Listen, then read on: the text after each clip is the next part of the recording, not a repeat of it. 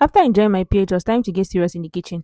I started with my okra. I washed it carefully, rinsed the plate and knife I'll be using to slice, and then I began slicing. One thing I noticed about this particular okra is that it was really soft, unlike some that can be very tough to cut. As I was slicing, I just kept praying that it would draw well in the soup because at the end of the day, a good okra must draw properly, otherwise the enjoyment no go complete. Once I was done with the okra, I moved on to my panla fish. This fish can come with a lot of sand sometimes, so I took my time to wash it thoroughly until I was satisfied. That was the only protein I bought for this soup, so I knew I had to make it count. After that, I rinsed my periwinkle. I don't know why, but I always love removing the yash of the periwinkle. It's almost like a little ritual for me, even though I can't really explain why. Then I sliced my onions and it was finally time to start cooking. So for this okra soup, I decided to use the frying method.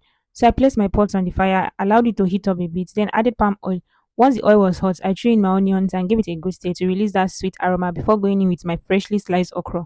I stirred it properly, making sure the oil coated every part, then added water and covered the pot. Now they say that covering the pot while cooking okra will make it lose its drawing power. Honestly, I don't know how true that is, but I decided not to stress myself a bit.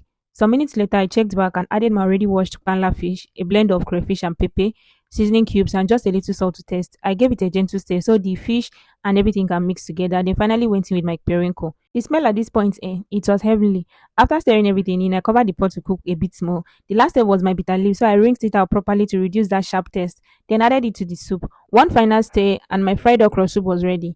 Fresh, hot, and looking so inviting. For me, the only thing left was to decide how many wraps of fufu I will eat with it. I don't know about you, but for me, it's usually between 2 or 3 wraps, depending on my mood.